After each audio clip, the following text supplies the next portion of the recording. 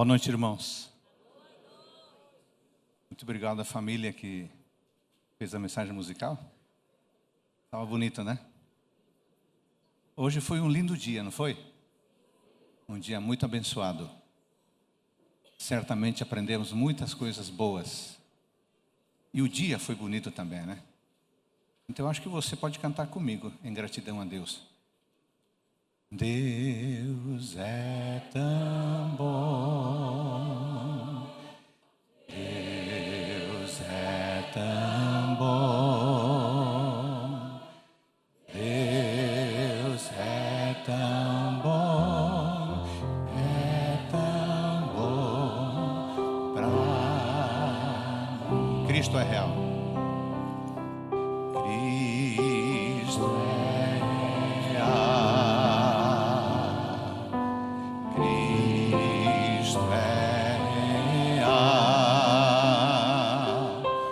Cristo é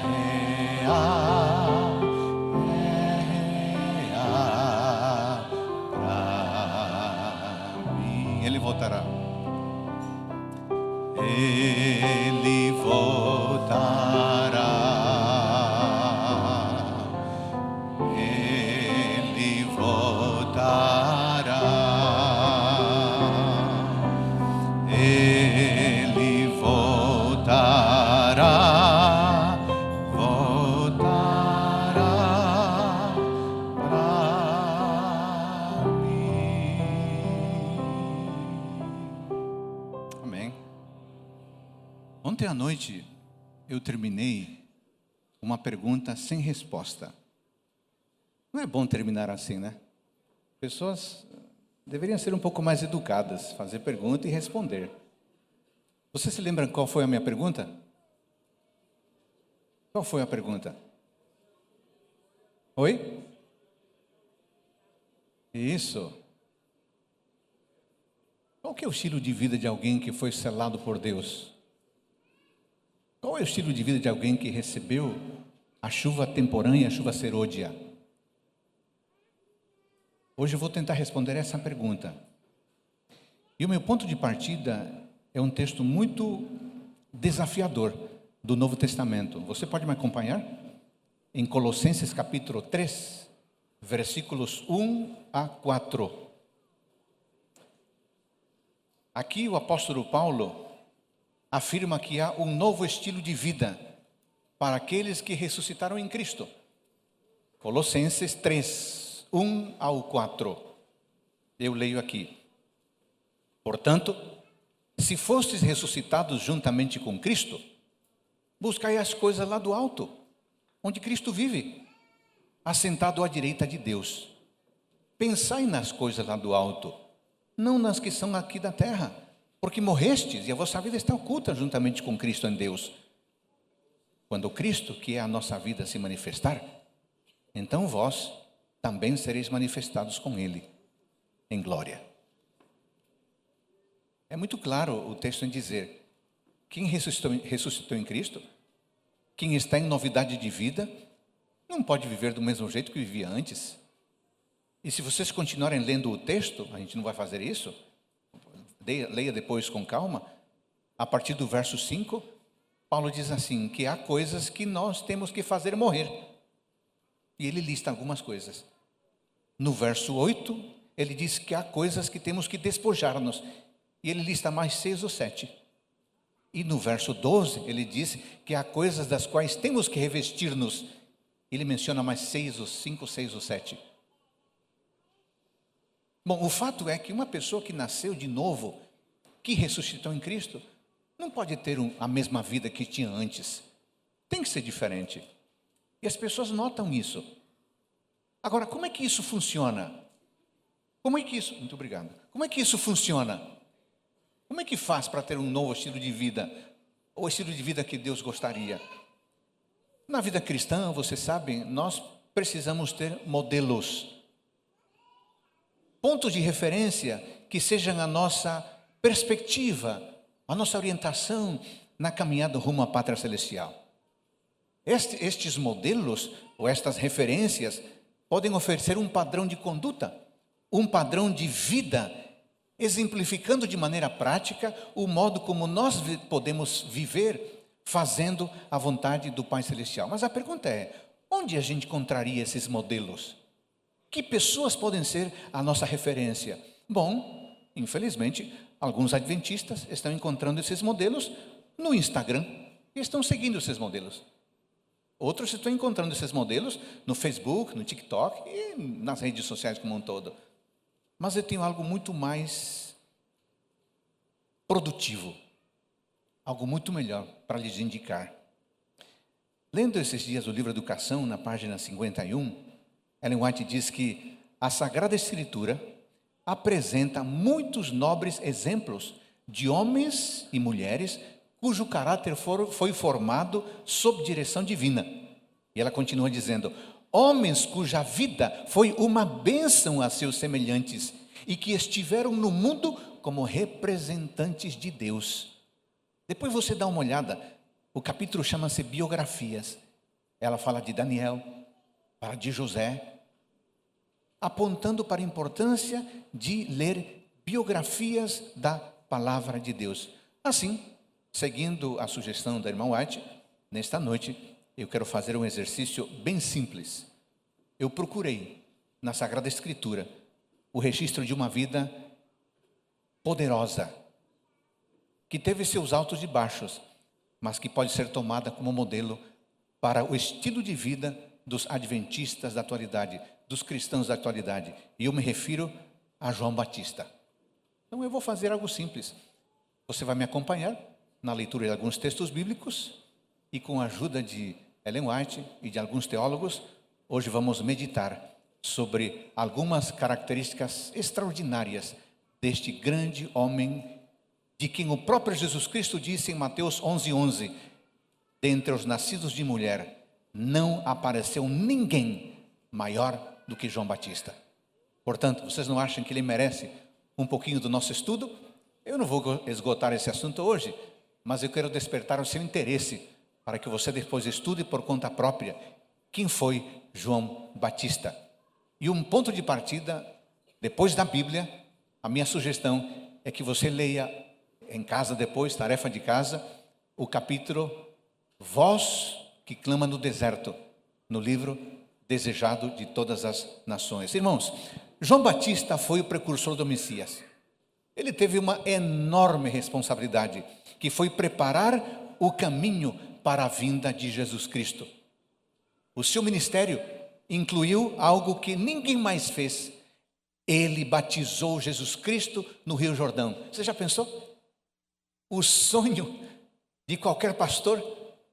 Um dia você está lá batizando as pessoas, aí aparece o Messias e diz, meu filho, você pode me batizar? Se isso fosse pedido para mim por Cristo, eu acho que desmaiaria. Eu cairia de costas. Eu passaria vergonha de tão emocionado que eu ficaria. Agora pense comigo, como é que João encarou isso? Eles eram quase da mesma idade. Eram parentes. Aí o primo diz, primo, você pode me batizar? Que cara será que João Batista fez? Infelizmente nós não temos o registro disso, mas deve ter sido algo extraordinário.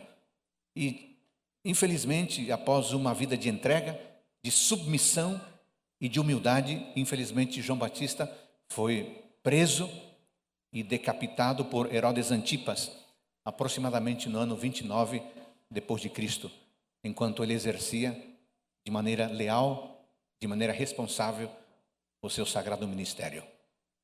Em Lucas 1:7, eu vou só mencionar, 1:7 e 11 a 13, é dito que o nascimento de João Batista foi resultado da intervenção divina direta e assinalou um importante evento na história da redenção humana. No livro Desejado, na página 100, Ellen White diz de maneira belíssima e bem resumida o seguinte: antes do nascimento de João, o anjo dissera, será grande diante do Senhor, não beberá vinho, nem bebida forte, e será cheio do Espírito Santo. Deus chamara, diz a irmã White, o filho de Zacarias para uma grande obra, a maior já confiada a homens.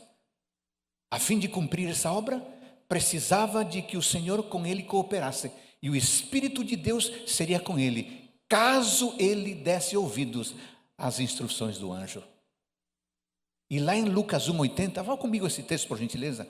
Lucas capítulo 1, versículo 80, é nos dito o seguinte, falando do garoto Lucas: o menino crescia, Lucas 1:80, o menino crescia e se fortalecia em espírito e viveu nos desertos até o dia em que havia de manifestar-se a Israel. É lá que ele viveu. E o tempo da sua manifestação chegou. Sendo já um jovem adulto, começou seu ministério. É deste João, envolvido em preparar as pessoas para receberem o Messias, que nós aprendemos lições impressionantes que nos mostram como é que nós devemos viver depois que experimentamos a salvação em Jesus Cristo. Então me acompanhe nessa jornada. Nós vamos ler alguns textos pontualmente. O nosso primeiro texto está em Marcos. Então vamos lá comigo para Marcos, por favor. Marcos capítulo 6, versículos 19 e 20. Hoje também não vou usar PowerPoint, somente tenho o Power aqui comigo, então você me acompanha. Marcos 6, 19 e 20.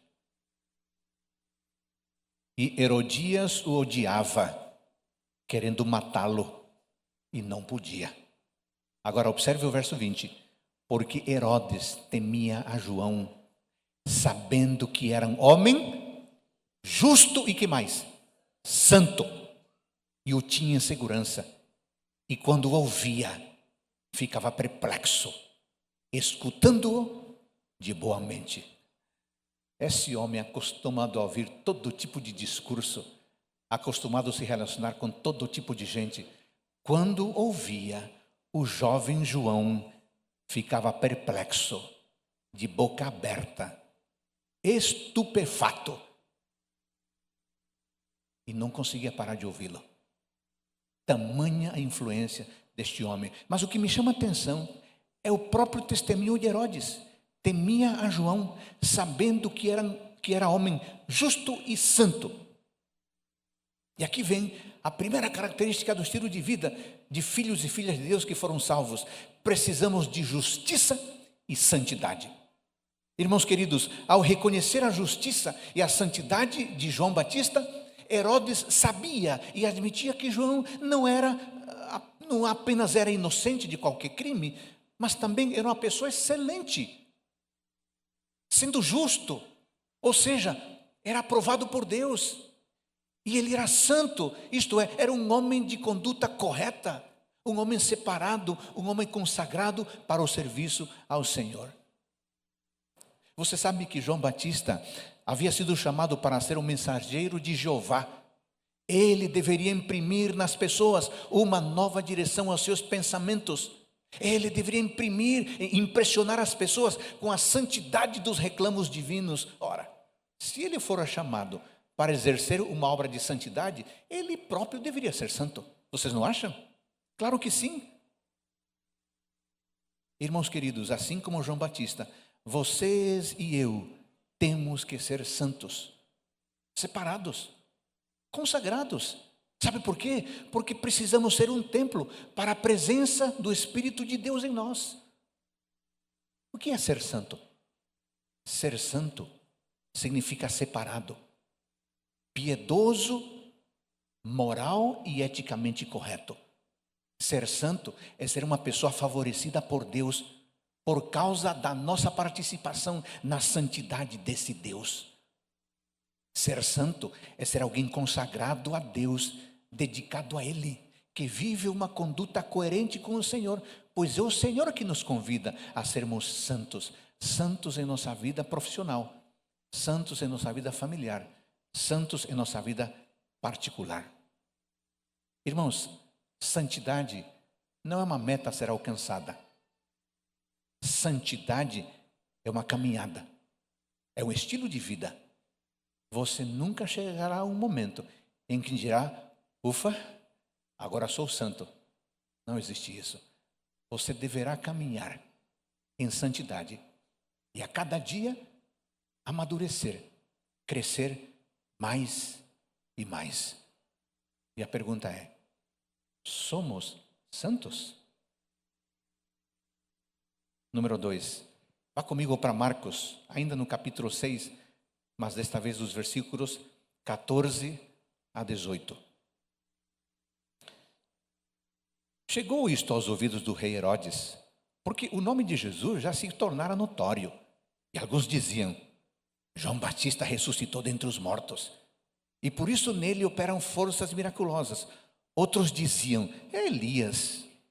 Ainda outros: é profeta como um dos profetas. Herodes, porém, ouvindo isso, disse: é João, a quem eu mandei decapitar. E ressurgiu.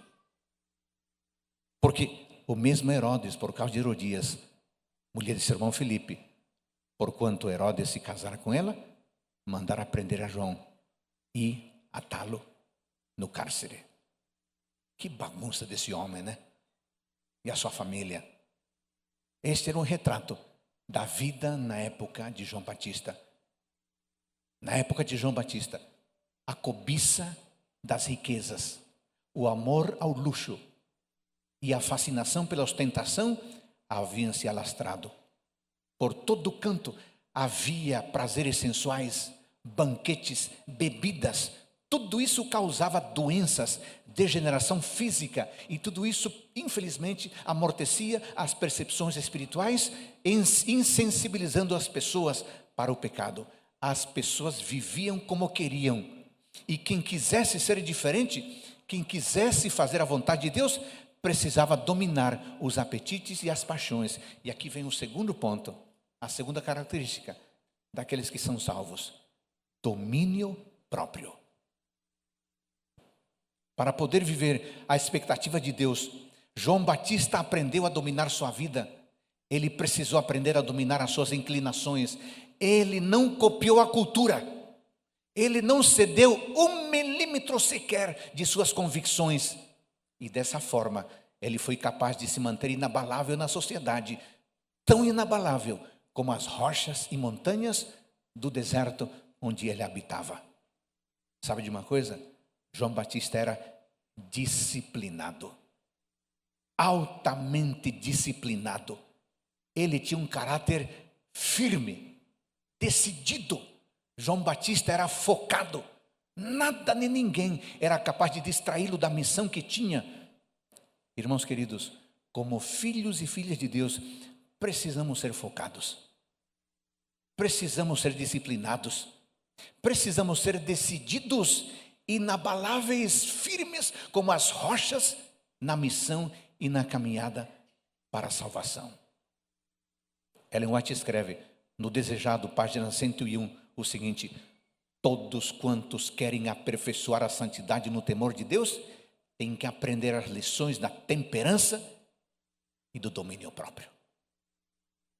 Os apetites e paixões devem ser mantidos em sujeição às mais elevadas faculdades do Espírito. Disciplina. E a minha pergunta é: somos disciplinados? Praticamos o domínio próprio?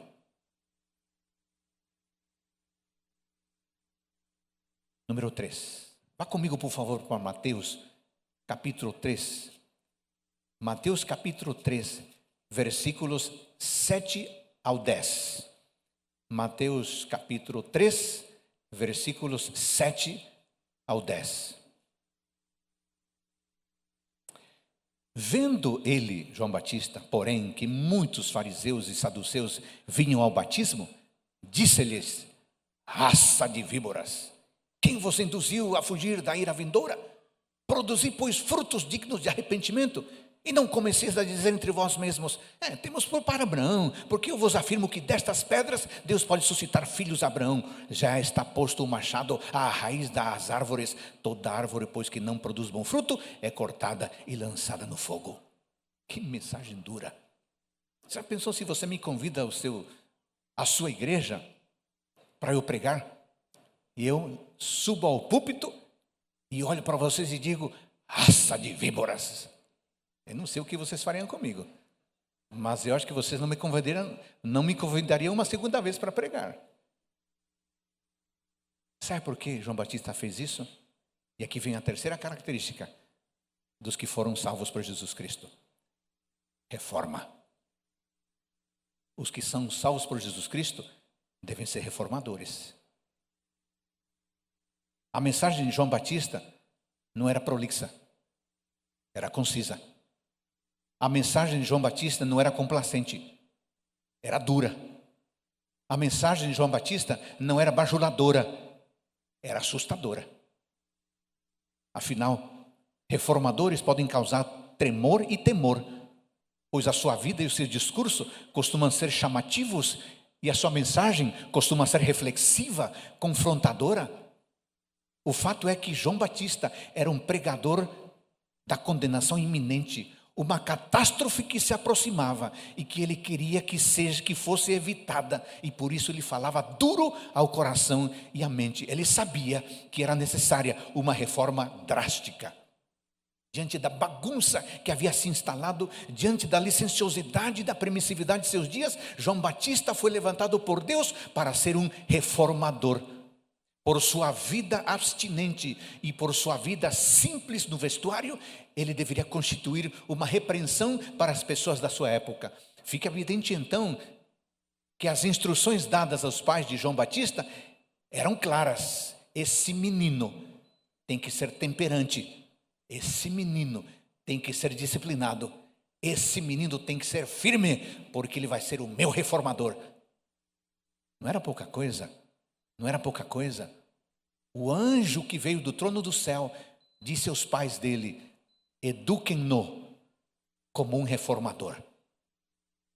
Agora, notem vocês que diante de uma sociedade desregrada, de uma sociedade bagunçada, João Batista não fez campanha, não fez projeto, não fez movimento, não fez propaganda, não fez marketing e não contratou um especialista para tratar da sua imagem pessoal. Não, Senhor.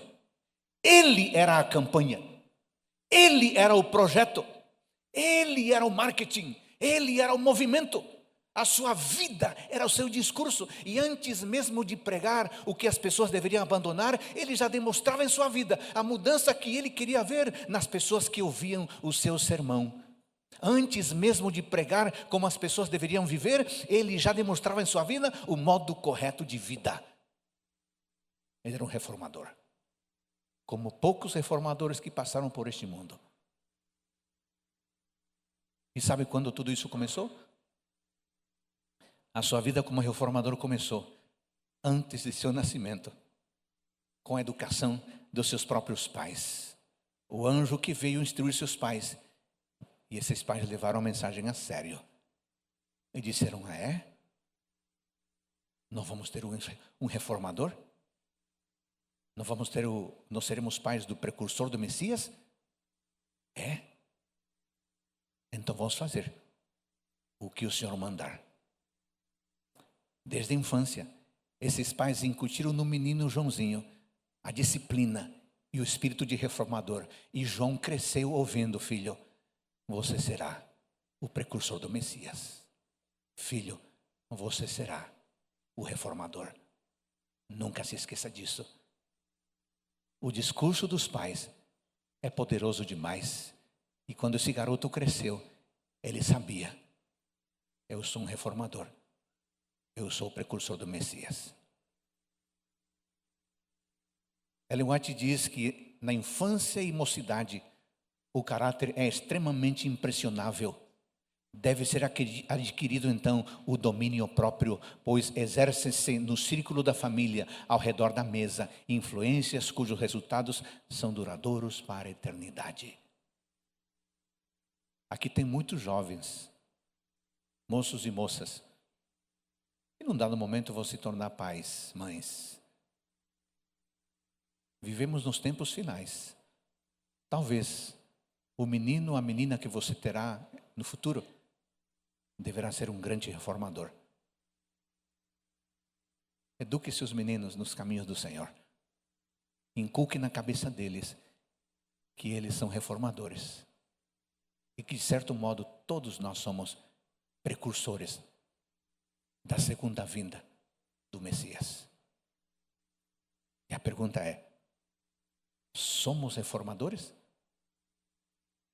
Temos vivido como reformadores?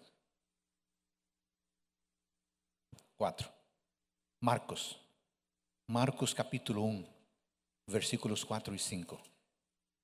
Marcos capítulo 1, versículos 4 e 5. Apareceu João Batista no deserto, pregando o batismo de arrependimento para a remissão dos pecados. Saíam a ter com ele toda a província da Judéia e todos os habitantes de Jerusalém, e confessando seus pecados, eram batizados por ele no Rio Jordão. Sabe que quando eu estudei pela primeira vez a vida de João Batista, a minha ideia, antes de empreender esse estudo, era a seguinte: João Batista é o desinformado. Ele é um bronco, é um matuto do interior, não sabe de nada. Mas quando eu comecei a estudar, eu notei que João Batista tinha um discurso poderoso, tanto na forma quanto no conteúdo. E sem lugar a dúvidas, a sua pregação tinha conteúdo sólido a tal ponto que as pessoas iam até ele para ouvi-lo. E isso demonstra um profundo impacto que ele causava na mente, no coração das pessoas. E a pergunta é: onde é que ele estudou? O que ele estudou? Ellen White nos dá a resposta no livro Desejado, na parte 101. Ela diz que Deus chamou João Batista ao deserto, a fim de aprender acerca da natureza e do Deus da natureza. João Batista era um conhecedor profundo da criação de Deus, era um conhecedor profundo da doutrina de Deus, e até diria que João Batista era um teólogo sistemático, especialista em conhecer por teoria e por convivência, por comunhão, ao Deus da natureza.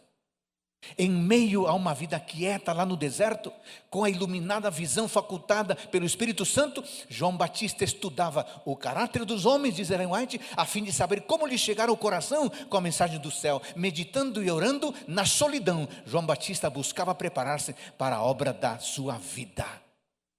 Além do mais, João encontrou no deserto a sua escola e o seu santuário. Esse profeta, esse jovem profeta, tinha um deserto literal e nele desfrutava de uma experiência de intenso aprendizado. E no deserto, João Batista bebia da única e melhor fonte do conhecimento, Deus.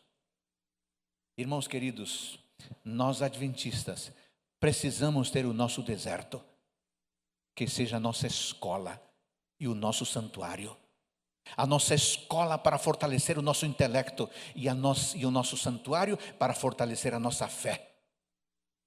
Esse deserto pode ser o escritório, a casa, o lugar do trabalho, um lugar onde você possa parar diariamente para ler, estudar, aprofundar, escavar a verdade. João Batista era um estudioso. E por isso que as pessoas iam até ele para ouvi-lo. Ele era poderoso na oratória e poderoso no conteúdo. Eu queria fazer um parênteses aqui e dirigir-me especialmente aos adolescentes e aos mais jovens. Queria que vocês me escutassem com atenção, por favor. Estudem. Estudem. Estudem. Nós, como adventistas, valorizamos muito o estudo. Nós não pregamos a ignorância. Nós não pregamos a não frequência à escola. Nós não pregamos o distanciamento da informação. Nós não ensinamos o distanciamento da ciência. Ao contrário, o nosso Deus é a fonte do conhecimento. O nosso Deus é o doador da boa ciência. Nós pregamos estudo. Ora, nós estamos aqui numa universidade, num campus universitário. Por isso, queridos adolescentes e jovens, estudem, sejam dedicados, sejam disciplinados, para que sejam profissionais competentes para abençoarem as pessoas, para abençoarem a sociedade, mas acima de tudo, ao estudarem as coisas boas que o mundo oferece, estudem acima de tudo a Sagrada Escritura, porque nela está a única boa fonte de conhecimento. E eu lhes pergunto: somos estudiosos? Temos estudado? 5. O 4 então é a quarta característica dos filhos de Deus: estudo. Número 5, vá comigo por favor para Lucas. Volta para Lucas 7. Aliás, vai em frente um pouquinho para Lucas capítulo 7. versículo 33. Lucas 7:33. Pois veio João Batista, não comendo pão, nem bebendo vinho, e dizeis, tem demônio. Ao passar boa parte do seu tempo no deserto, João Batista, amigos, renunciou ao luxo, renunciou às diversões. João Batista se acostumou a uma vida rigorosa dos lugares ermos, que tinham dois componentes essenciais: simplicidade e abnegação. E aqui está a quinta característica dos filhos e filhas que foram salvos por Jesus Cristo: simplicidade e abnegação. Simplicidade se refere ao que é natural, ao que é frugal, ao que é despretensioso. Uma pessoa simples é uma pessoa de comportamento austero, mas de comportamento modesto. Por outro lado, a abnegação é uma vida de renúncia, uma vida sacrificada que abre mão dos próprios interesses. Abnegação e simplicidade são características que costumam andar juntas. Quem é simples é abnegado, quem é abnegado é simples. Filhos e filhas de Deus devem ser simples e abnegados, porque como suas testemunhas e seus representantes, precisamos mostrar às pessoas que seguir a Cristo tem altos custos. Seguir a Cristo exige sacrifício, seguir a Cristo exige entrega, seguir a Cristo exige abandono. Quem conhecia João Batista, logo no primeiro encontro percebia que ele era poderosamente simples e contagiantemente abnegado. Não é por acaso que as pessoas ficavam extremamente sensibilizadas por sua pregação e por sua vida. E a pergunta é: somos simples? Somos abnegados? 6. Volta poucas páginas para Lucas 3, por favor. Lucas capítulo 3, versículos 10 a 14 e o 18. Lucas 3, 10 a 14 e o 18. Então, as multidões o interrogavam, dizendo: que havemos, pois, de fazer? Respondeu-lhes: quem tiver 2 túnicas, reparta com quem não tem, e quem tiver comida, faça o mesmo. Foram também publicanos para serem batizados e perguntaram-lhe: mestre, que havemos de fazer? Verso 13, respondeu-lhes: não cobreis mais do que o estipulado. Também soldados lhe perguntaram: e nós, que faremos? E ele lhes disse: a ninguém maltrateis, não deis denúncia falsa e contentai-vos com o vosso salário. Verso 18, assim, pois, com muitas outras exortações, anunciava o evangelho ao povo. Um dos outros erros que eu tinha, uma premissa que eu tinha antes de estudar a vida de João Batista, é que ele era um alienado, um ermitão, um esquisitão, um antissocial, um caipira, que não fala com ninguém, alguém em si mesmado. Mas quando eu comecei a ler textos como esse que acabei de ler, eu pensei, não tem nada disso. Porque esses textos que nós acabamos de ler mostram o profeta entre quem? Entre as pessoas. Ele está fazendo o quê? Ele está conversando, ele está interagindo, ele está respondendo perguntas, ele está aplicando sua pregação muito à vontade entre todo tipo de gente. E nesse sentido, Ellen White registra no Desejado, página 102, o seguinte: a vida de João não era passada em ociosidade, em ascética tristeza. Alguns acham que ser cristão, ser adventista, é ter cara triste. Nada disso. A 6ª característica de cristãos salvos por Jesus Cristo: sociabilidade. Claro, a sociabilidade para alguns é muito mais fácil, para outros é um pouco mais complicado, mas todos nós podemos crescer na sociabilidade. E Ellen White continua: ia João de tempos em tempos misturar-se com as pessoas, e era sempre observador interessado do que se passava no mundo. De seu quieto retiro no deserto, vigiava o desdobrar dos acontecimentos. Com a iluminada visão facultada pelo Espírito Divino, João estudava o caráter das pessoas, a fim de saber como lhes chegar ao coração com a mensagem do céu. Pesava sobre ele a responsabilidade de sua missão. Meditando e orando na solidão, João buscava preparar-se para a obra de sua vida. Sabe qual é a minha conclusão? Depois de ler esses textos bíblicos e esse comentário de Ellen White, sabe qual é a minha conclusão? Tudo indica que João Batista tinha uma personalidade muito interessante, que misturava o estilo introvertido e extrovertido. Ele ficava feliz sozinho no deserto, e ele ficava feliz no meio das pessoas, no povo. Em sua introversão, ele passava longo tempo no deserto. Em sua extroversão, ele se misturava com as pessoas, observava as pessoas. E observe que ele estudava o caráter das pessoas para poder preparar-se devidamente a fim de entregar as mensagens que elas precisavam ouvir. Ele estudava o caráter das pessoas com fins evangelísticos. Ele precisava investir tempo estudando o caráter das pessoas, o estilo das pessoas, o jeito das pessoas, o comportamento das pessoas, para pregar de maneira adequada. Queridos irmãos, deixe-me dizer-lhes algo com muito carinho, mas com muita honestidade e sinceridade. Espero que vocês não se aborreçam comigo, ou alguns pelo menos. Aqui vai.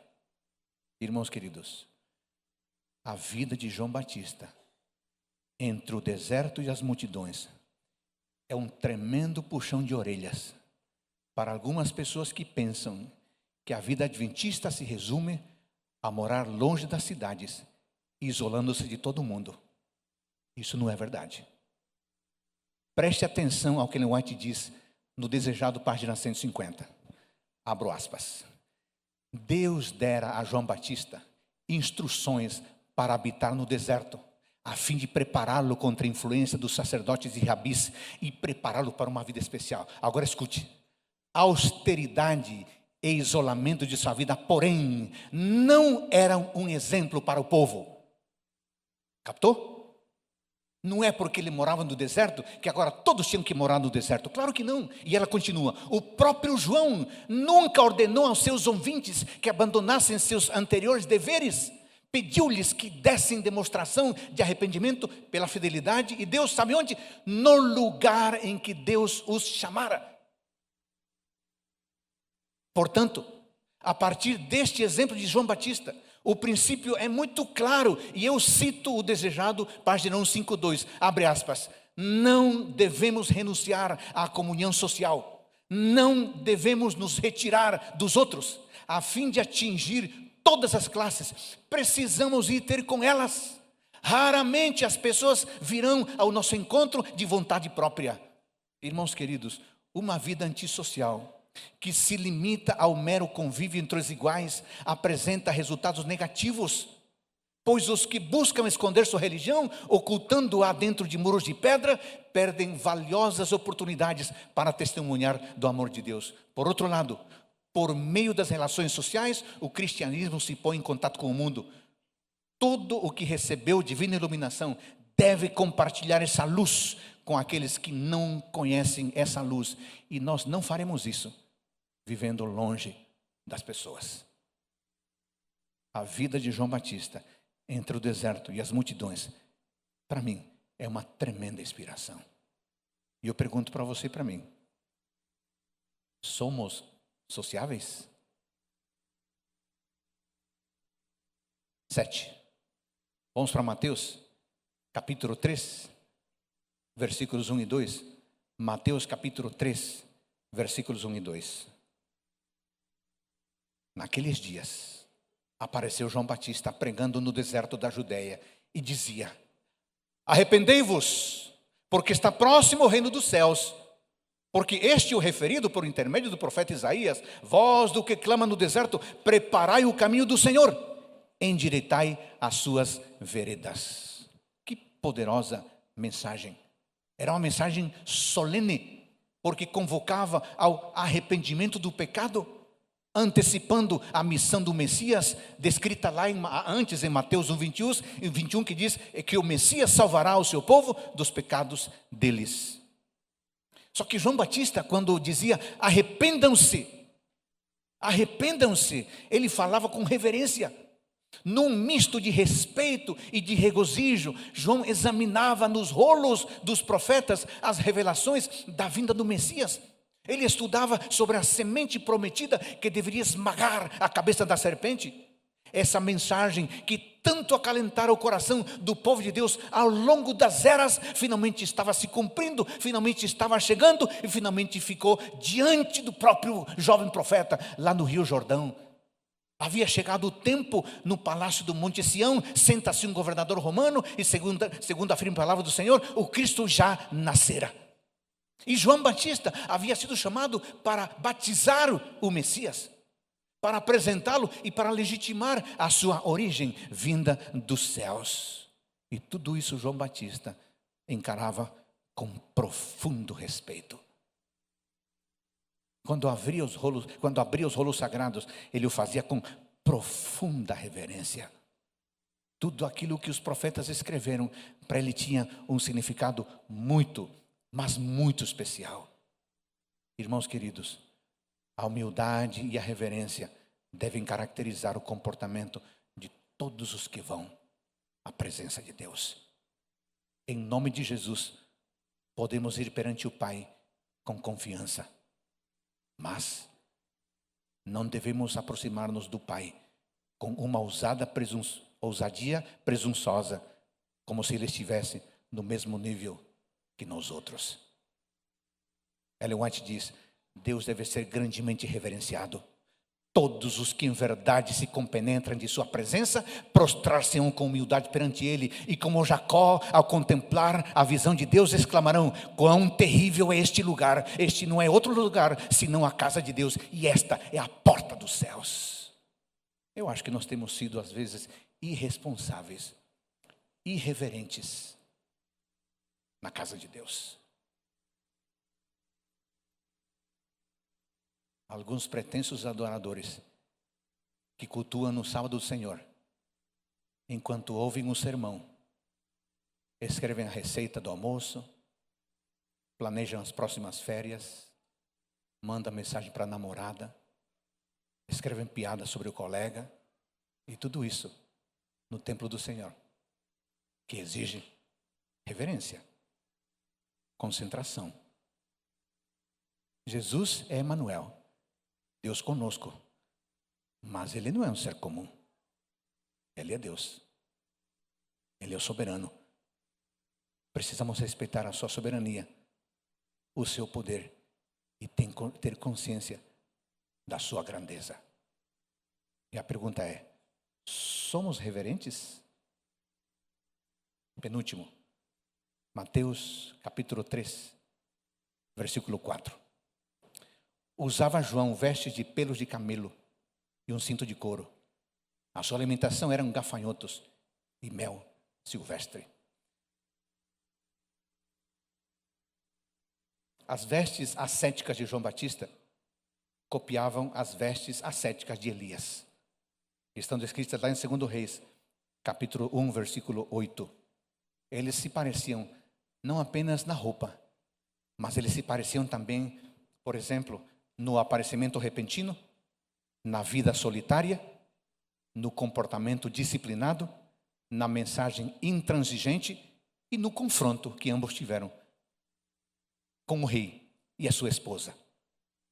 O figurino singular do João Batista nos faz pensar pelo menos em 3 coisas muito importantes, aplicáveis para nós hoje em dia.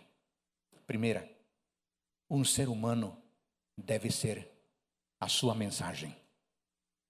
Irmãos queridos, as roupas do profeta são um símbolo de algo muito maior. Ele pretendia apresentar um exemplo de autocontrole, uma diferença marcante com o luxo e a indulgência da época. Irmãos queridos, de fato, há muita força moral numa roupa distinta. Há muita força moral numa roupa modesta. Há muita força moral numa roupa simples. Há uma mensagem positivamente marcante numa postura austera, sóbria, disciplinada. Isso mostra o poderoso sermão de uma vida correta. Em segundo lugar, as roupas do Batista nos dizem que o ser humano é poderosamente influente. As pessoas têm diversas ocupações, mas as pessoas são muito maiores do que as suas ocupações. De tal ponto que eu posso afirmar, sem medo de errar, que é razoável pensar que se João Batista não tivesse dito nada, se ele tivesse ficado calado, mesmo assim teria pregado o arrependimento pelas suas roupas, pela sua comida e pelo seu estilo de vida. Por isso, temos o dever de fazer do nosso vestuário e dos nossos hábitos o poderoso sermão pregado de forma altamente silenciosa. Finalmente, em terceiro lugar, o ser humano deve cuidar bem de si mesmo para exercer maior influência. Verdadeiros filhos e filhas de Deus decidem influenciar, decidem como influenciar e influenciam tendo como referência as orientações da Sagrada Palavra de Deus. João Batista era único, era singular, mas a sua singularidade, em vez de torná-lo alguém estranho e alguém esquisito, o tornava alguém atrativo. João Batista era singular e as pessoas vinham para ouvi-lo porque elas se lembravam dos antigos profetas. E você? É singular? Ou você é uma mera cópia do que a cultura está impondo? Finalmente, o último item, João capítulo 1. Por favor, vamos para o último texto. João capítulo 1, versículo 19 em diante. Este foi o testemunho de João, quando os judeus lhe enviaram de Jerusalém sacerdotes e levitas para lhe perguntarem: quem és tu? Ele confessou e não negou. Confessou: eu não sou Cristo. Então lhe perguntaram: quem és, pois? És tu Elias? Ele disse: não sou. És tu o profeta? Respondeu: não. Disseram-lhe, pois, declara-nos quem és, para que demos resposta àqueles que nos enviaram. Que dizes a respeito de ti mesmo? Então lhe respondeu: eu sou a voz do que clama no deserto, endireitai o caminho do Senhor, como disse o profeta Isaías. No judaísmo do primeiro século, a tarefa de tirar as sandálias e lavar os pés era efetuada por servos. Mas foi isso que João Batista disse, lá na frente, no verso 27. E ao dizer que não era digno de desatar as sandálias de Jesus, João estava a fazer uma afirmação clara, dizendo: ele é digno, eu não sou. Aqui está a última característica que eu queria comentar com vocês: humildade. A humildade é uma característica divina que se encontra nos corações que foram semeados pelo Espírito Santo. Irmãos queridos, vimos hoje rapidamente 9 características. Espero que você seja motivado a estudar um pouco mais a vida de João Batista. Mas eu falei aqui de santidade, eu falei de domínio próprio, eu falei de reforma, eu falei de estudo, falei de simplicidade e abnegação, falei de sociabilidade, falei de reverência, falei de singularidade e falei de humildade. Você já pensou qual seria o nosso testemunho se nós cumpríssemos estas características? Não seria extraordinário? Como esta igreja avançaria? Ellen White termina, com isso eu termino. Muitos deram ouvidos às instruções de João Batista. Muitos sacrificaram tudo a fim de obedecer o que ele dizia. Multidões seguiam esse novo mestre de um lugar para outro, e não poucos nutriam a esperança de que fosse o Messias. Olha que impressionante. A vida desse homem era tão poderosa, a vida desse homem era tão correta, era tão marcante, que ele foi confundido com o próprio Messias. Mas vendo João, o povo voltar-se para ele, buscava todas as oportunidades de encaminhar-lhes a fé para aquele que haveria de vir. Irmãos queridos, que com o nosso estilo de vida, digamos ao mundo: eu fui salvo por Jesus Cristo. Mas eu tenho uma pergunta, O tema desse congresso, qual que é mesmo? Cristo, justiça nossa. Assim, a pergunta é: o que aprendemos do ministério de Cristo para que a nossa vida justificada, Deus abençoe a todos nós, Bom sábado. Fiquem em pé, por favor, para a oração final.